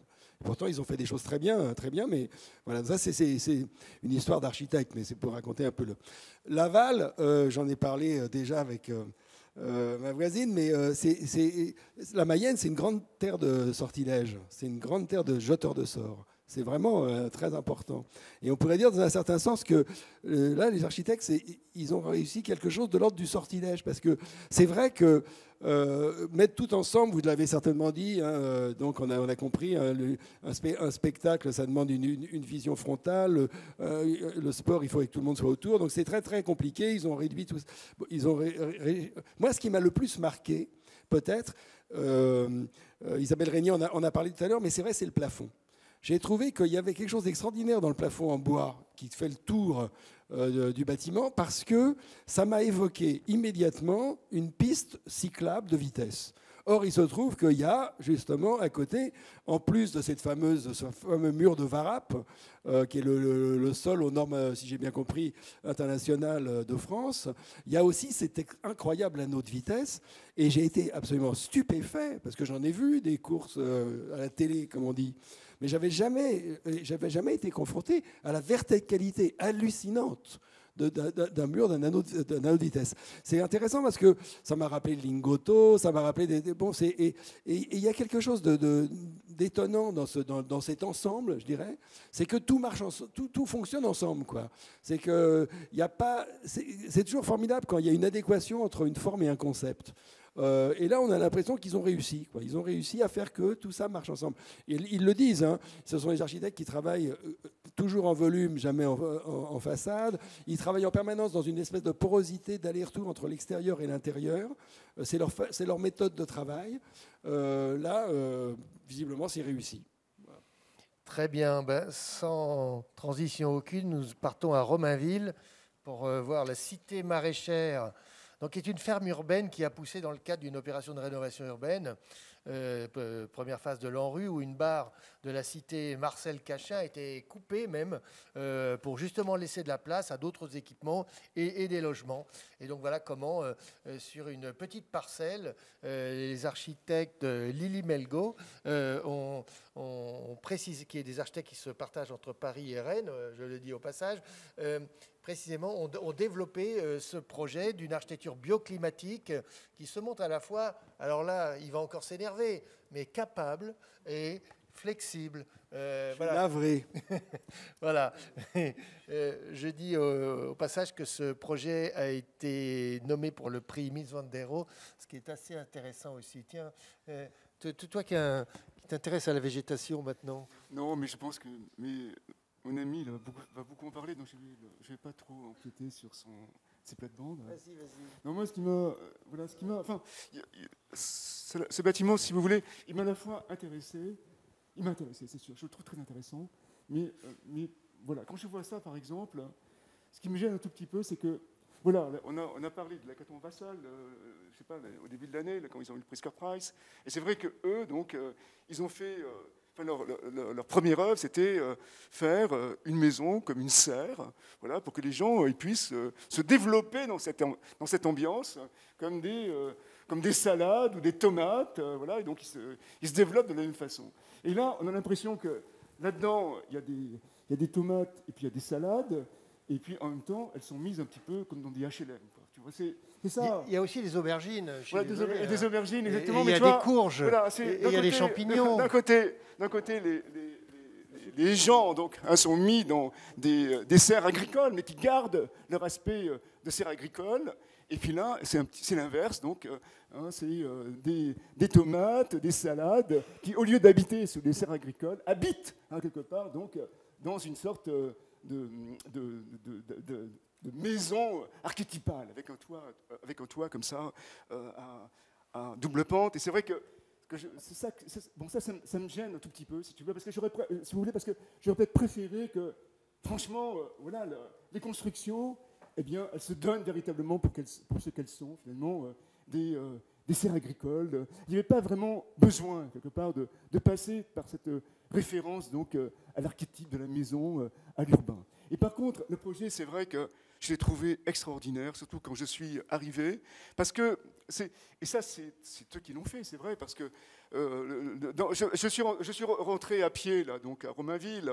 Bon, Romainville, tu as des voies comme ça, et puis tu as des boîtes qui sont posées les unes à côté des autres, il y en a qui sont hautes, il y en a d'autres qui sont basses, après il y a des entrepôts avec des Fenwick, etc. Tu vois, tandis que là, tout d'un coup, il y a quelque chose qui est cristallisé, quoi, voilà, parce que là-bas au fond, vous voyez, c'est la bibliothèque de Gazo, là, ça crée une grande horizontale. À droite, c'est les logements de Brenac et Gonzalez, qui créent une sorte de ponctuation, c'est comme des pots, comme des plots. Après, là, il y a le bâtiment existant avec ses courbes, et puis ces deux grandes verticales. Ça, je trouve ça vraiment totalement génial. Voyons, tu vois, par exemple, on parlait de symbolique tout à l'heure. C'est pas symbolique. Voilà, ça renvoie donc à quelque chose qui est de l'ordre de la composition. On l'emploie effectivement quand on compose des paysages, urbains. Mais et je trouve que vraiment cet art de la composition, il trouve son acmé dans la peinture morte, dans la nature morte hollandaise, où justement, tu vois, tu as un verre qui surgit comme ça, qui indique une verticale et qui est transparent et qui a du vin dedans. Après, tu as une masse arrondie, c'est un pain à moitié mangé, tu vois. Après, tu as des horizontales, des diagonales, c'est les couteaux, les fourchettes. Et là, on retrouve, là, tout d'un coup, voilà, on est dans un paysage totalement, justement, enfin, où il n'y a pratiquement pas de sens, qui n'est pas maîtrisé, qui est totalement répétitif, qui est totalement générique, voilà. Et puis tout d'un coup, voilà, ça cristallise, et puis on se sent, voilà, on rentre dans une composition. Voilà, ça vraiment, je l'ai trouvé, mais totalement sidérant, totalement réussi. Et c'est eux qui l'ont fait, parce que voilà, c'est grâce à eux que le paysage, pour reprendre le mot que tu as utilisé l'autre jour, il y a une sorte d'épiphanie tout d'un coup. Voilà. Il y a une épiphanie, et puis il y a une composition. Et tout se cristallise tout d'un coup. Voilà. Et on n'est plus nulle part. Voilà. On est quelque part. Oui, alors ce qu'il faut souligner aussi, que c'était un bâtiment qui vraiment, là c'est l'icône de l'agriculture urbaine en site construit, hein. L'image le montre, hein. Philippe Trétiac. Je partage absolument sur la question de la composition dont tu as parlé, Richard, je partage tout à fait son avis. Mais alors, plusieurs choses. D'abord, il est vrai que là, on est quand même dans une esthétique qui ressemblerait à ce qui était autrefois un immeuble industriel. Et en ce sens, c'est vrai que là, il y a quand même, comme tu dis, un divorce peut-être entre l'image de ce qu'aurait pu être une serre et le bâtiment qui a été proposé. Mais moi, je voudrais parler d'autre chose d'abord. C'est que je suis très surpris de la manière dont on a accepté incroyablement vite, mais je suis même surpris, en quelques années, cette idée d'une agriculture hors sol. Or, ce n'était pas du tout quelque chose qui allait de soi. On pourrait même dire que s'il y a quelque chose qui est anti-naturel, c'est vraiment l'agriculture hors sol. Or là, on nous présente ce projet comme justement une espèce de retour à la nature, un développement de l'agriculture en ville, etc. C'est très très complexe et je ne suis pas du tout convaincu. C'est pour ça que tout à l'heure, quand tu parlais de la symbolique, là on est dans une question de cet ordre et elle me paraît importante. Et j'ajouterais alors là une chose, c'est que on pourrait penser qu'on est aujourd'hui dans une situation où on a comme une régression de chaque niveau de l'humanité. C'est-à-dire que dans un certain sens, l'être humain qui était principalement un être humain parce qu'il parlait, ça s'est différencié de l'animal, de plus en plus, il ne parle plus. Il y a qu'à voir, tu parlais tout à l'heure des écrans, mais la présence des écrans, le fait que les gens soient tous devant leur... On assiste à comme une espèce de perte de parole. Dans le même temps, on a des animaux qui étaient autrefois élevés dans la nature, maintenant on les élève en batterie. Et en plus, maintenant, on a de l'agriculture qui est complètement détachée du sol et dans une espèce comme si elle s'était figée dans des bacs, comme des minéraux. C'est-à-dire on a l'impression que chacun est descendu d'un cran, quoi. Et donc, je dis ça pour dire que cette question de la ferme urbaine, au-delà, on la prend comme quelque chose d'extraordinairement novateur et comme un retour à la nature souhaitable, mais c'est très très discutable, me semble-t-il. Écoute, moi dans ma région par exemple, tu vois, les cultures, elles se font sur des sols construits. Elles s'appellent les restanques, tu vois. Voilà, donc c'est un truc construit. Hein, et en Chine, c'est pareil, tu vois, tu as des tas de terrasses, on cultive, toi. Il y a toujours. Terrasses, ça n'a rien à voir. Il y a toujours. Mais l'artificiel. C'est de la mauvaise foi. Non, pas du la tout. Terrasse, c'est pas ça. Non, il y a toujours, si tu veux, la nature, elle est toujours transformée pour la culture, tu vois, voilà. Et là, c'est une transformation. Et de toute façon, c'est pas de l'hydroponie. Je parle du hors-sol. Non, mais justement, il faut préciser. Non, mais tu peux dire que ce sont des sols superposés, parce que c'est de la vraie terre qui est dans des vrais bacs. Non, je voulais juste dire que précisément, ce n'est pas de l'hydroponie, que c'est en pleine terre sur 40 cm. Non, mais c'est important, tu as parlé de bac. Tu as parlé de bac, c'est intéressant, parce que c'est justement ça. Non, mais la différence, c'est qu'il n'y a pas de nutriments dans l'eau. Il faut quand même préciser aussi tout le process. Parce que, mais en effet, c'est du hors-sol au sens... oui. Mais là aussi, il faut rappeler que l'histoire de Romainville, avant, il y avait beaucoup de maraîchage. Et tout ça a disparu, c'est urbanisé. Donc, ça réapparaît comme ça. Et cette typologie, pas ce type de bâtiment, mais cette typologie, on la retrouve beaucoup dans d'autres pays et ça se développe à mort. Hein. Les écrans aussi. Oui, non, mais c'est quelque chose, enfin, en tout cas, d'intéressant de voir la formulation architecturale par rapport à cette question qui, en effet, est une question métropolitaine. Sophie. Moi, ce que j'ai trouvé quand même intéressant, c'est que, effectivement, c'est de la nature hors sol, mais on est dans le contexte de Romainville, dans le contexte de l'ANRU, dans un quartier qui était difficile. Et à l'instar des projets dont on a parlé tout à l'heure à Marc-en-Barœul, on fait un cinéma pour redynamiser un quartier alors qu'on aurait pu faire un centre commercial. Là, il y a aussi le côté culturel. Donc le côté culturel dans le sens retrouver des savoirs, retrouver l'histoire du lieu, l'histoire du territoire. Ils ont quand même réussi à embaucher quelqu'un d'extrêmement intéressant qui va expliquer aux gens du quartier, le chef de culture. Voilà, donc toute l'histoire de la culture maraîchère. Pédagogique, c'est ça qu'il voilà, faut c'est dire. ça. Il y a un projet pédagogique et culturel extrêmement fort et qui fonctionne très bien et qui est extrêmement fédérateur dans le quartier. Maintenant, oui, c'est vrai que cette question de l'agriculture en ville, on l'accepte effectivement assez facilement, mais on se retrouve devant des paradoxes et des dilemmes pas possibles. Donc on construit la ferme de Romainville, mais après il y avait eu aussi tout ce débat et toute cette polémique sur la destruction des terres agricoles, comme avec le projet d'Europa City. Donc c'est une question effectivement complexe. Mais là, en tant que projet social, en tant que projet urbain, et puis la proposition de Imelgo, je trouve qu'elle est extrêmement habile. C'est une très belle composition. Pour le coup, là, avec la trame, avec la multiplication des descentes d'eau pluviale qui viennent comme un décor de façade, c'est très très beau. C'est parfait tout ce que vous avez dit, très enthousiasmant. Je suis complètement d'accord avec Richard sur le côté vraiment signal, quoi. C'est un bâtiment signal qui tout d'un coup fait exister ce quartier, lui donne. Puis il y a de quoi. C'est une sorte de fierté. C'est quelque chose d'hyper dynamisant, quoi, avec cette couleur rouge. Cette transparence. Il y a quelque chose de magnifique. Mais je suis aussi complètement d'accord avec Philippe dans le sens où en fait.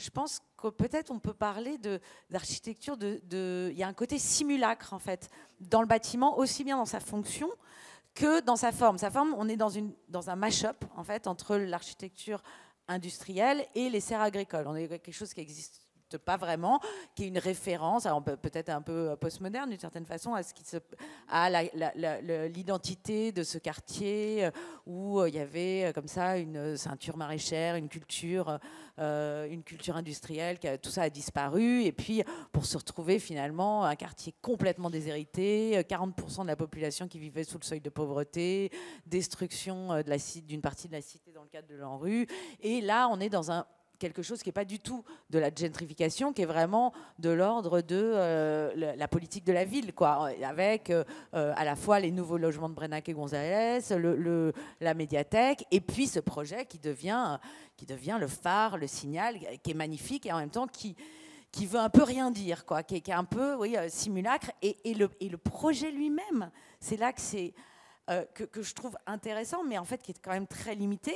Et d'ailleurs, quand on pose un petit peu la question aux gens qui s'en occupent, ils disent oui, non, mais en fait, l'essentiel, c'est un projet pédagogique, c'est un projet pour finalement apprendre ce que c'est qu'une salade qui pousse, qu'est-ce que c'est la nature, qu'est-ce que c'est l'écologie. Et en fait, on a tout le rez-de-chaussée qui est une forme de tiers-lieu, où il y a ce restaurant très sympathique et très bon, où d'ailleurs on mange, je ne sais pas exactement ce qui vient directement de la serre ou pas, mais voilà, c'est un restaurant qui manquait dans le quartier, qui est ouvert. Et puis plein d'espaces d'éducation, avec en plus des liens qui sont faits avec la maison de retraite en face. Là aussi, dans le traitement urbain, ils ont quand même, les architectes ont le mérite d'avoir réussi à garder ouvert la petite venelle qui rejoint justement la maison de retraite et ce lieu. Enfin bon, tout le travail urbain est vraiment super, et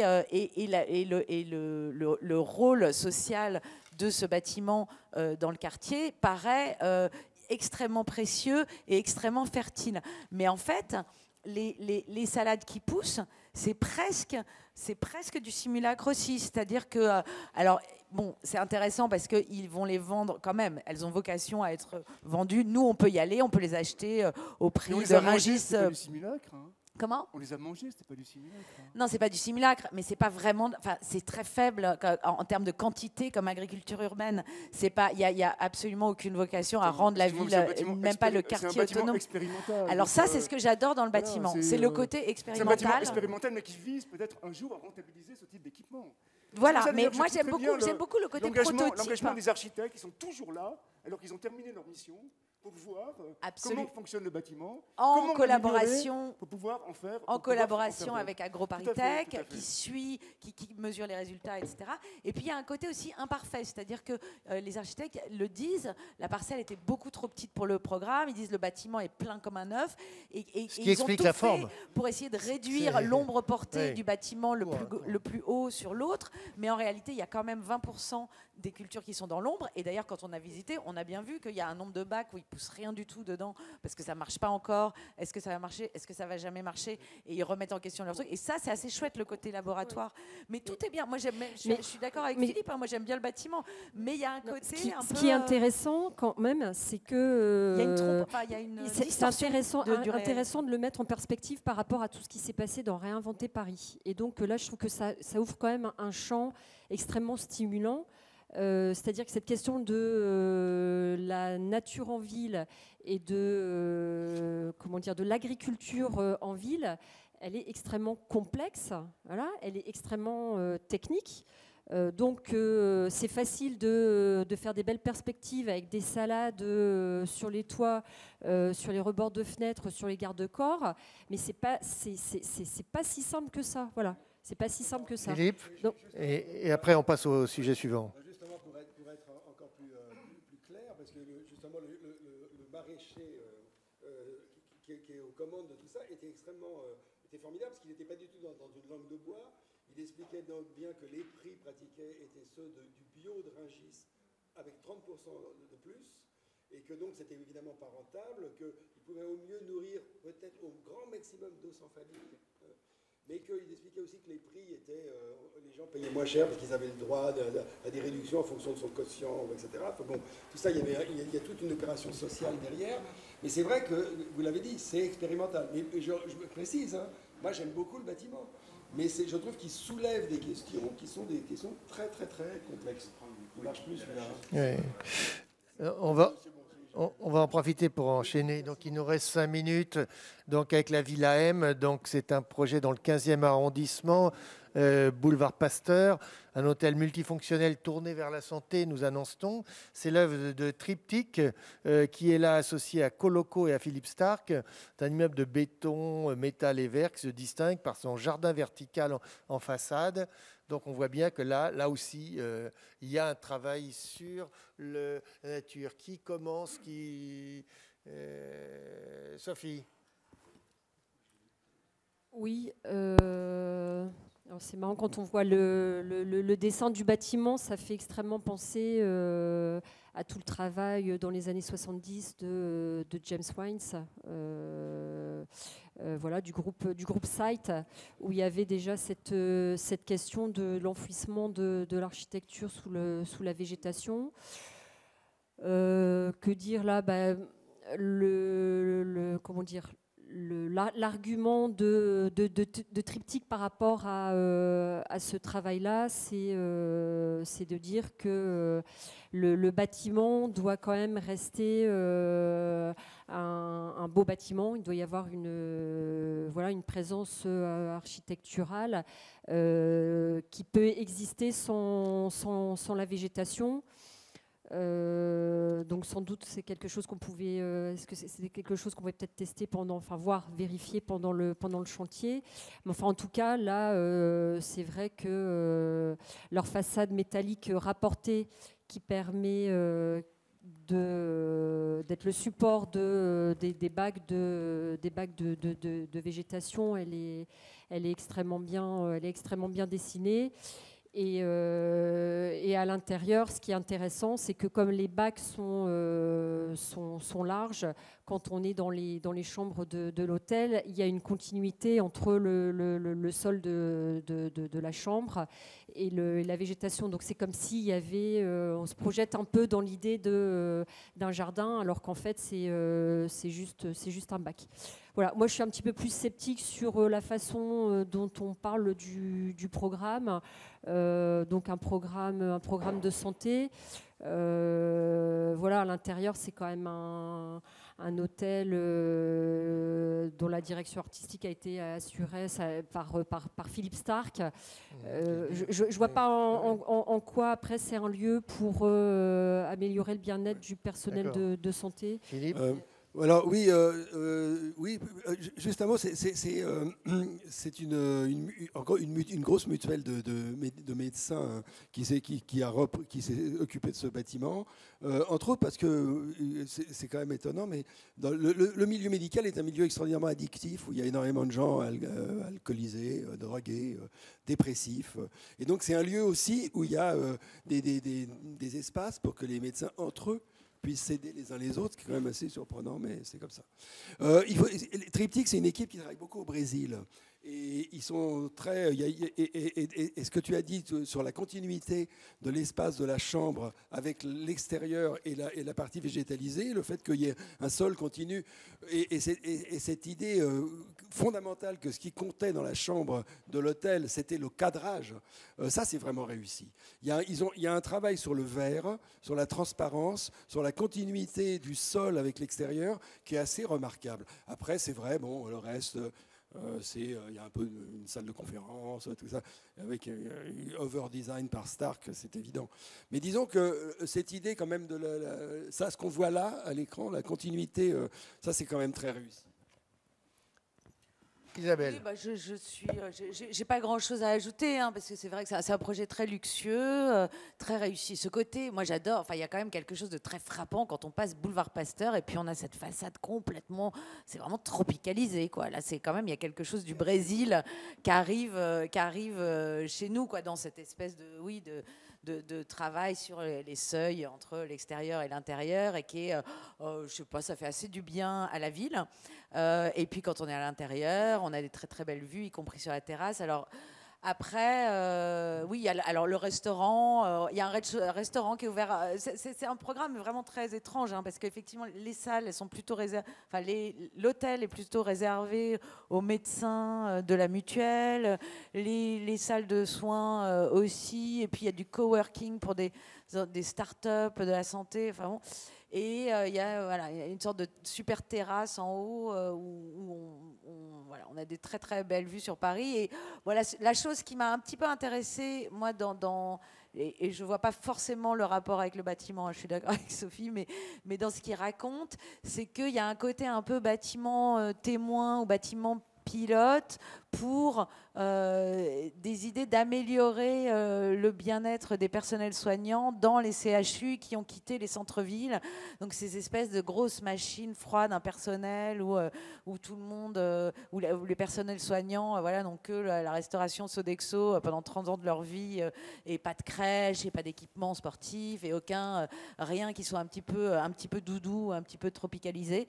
Et donc leur projet, en fait, c'est comme une publicité, j'ai l'impression. En fait, là aussi, peut-être on est dans une forme de simulacre, de dire, bah voilà, nous, on va vous donner un peu du luxe parce que les soignants le méritent, et sur ces espèces d'énormes campus hospitaliers où il y a du foncier en réserve, ils ont pour projet de développer comme ça des sortes de villes avec des équipements qui soient une sorte de compensation pour les personnels soignants. Bon, voilà, c'est intéressant.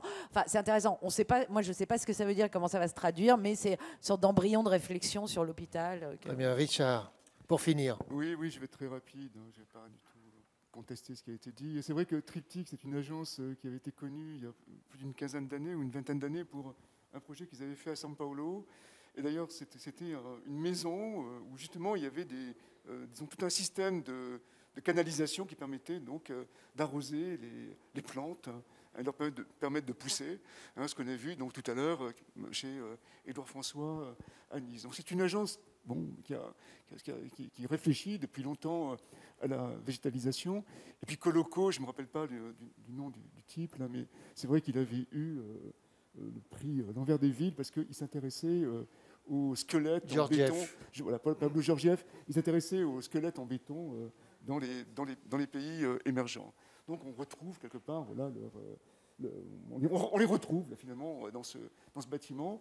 J'ai absolument rien à rajouter. Je pense que c'est vrai, le plus intéressant, c'est évidemment le rapport des chambres aux balcons. D'ailleurs, ce n'est pas vraiment des balcons, ce n'est pas vraiment des terrasses, hein, ce sont des entre-deux végétalisés. Je trouve ça, effectivement, comme mes camarades, je trouve très très fort le fait que la terre arrive absolument au niveau du sol. Donc toutes ces plantes, effectivement, il y a tout un réseau qui leur permet de les arroser. Et puis c'est un hôtel, donc bien sûr, ce n'est pas les gens qui vivent dans les chambres qui vont s'occuper de la végétation. Il y a des équipes comme ça qui vont venir la couper, parce que paraît-il, le gros problème, c'est pas que ça pousse pas, mais c'est que ça pousse trop. Donc il faut couper pour que les gens qui sont dans les chambres puissent voir leur paysage.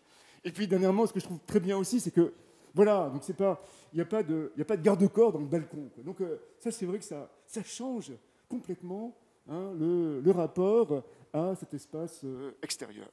Voilà, et puis pour le reste, je suis tout à fait d'accord avec mes camarades. C'est vrai que le seul intérêt, c'est l'étage, disons, l'étage courant, voilà, avec les chambres. Et puis après, le reste, c'est vrai que c'est beaucoup moins intéressant.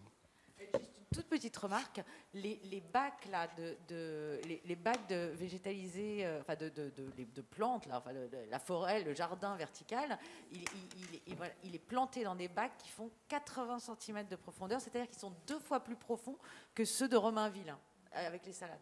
Juste pour info. Ouais, très bien. Très bien. Très bien, on va se quitter là-dessus et je vous signale la parution d'Archiscopie, le dernier numéro justement qui fait un numéro spécial sur bien vieillir ensemble. Ça nous guette tous. Donc voilà, il y aura une exposition à la Cité de l'Architecture sur ce thème au mois de décembre. Mais vous retrouverez aussi les articles de nos critiques ici autour de la table. Je vous dis à tous bonsoir et merci pour votre fidélité. À bientôt. Merci.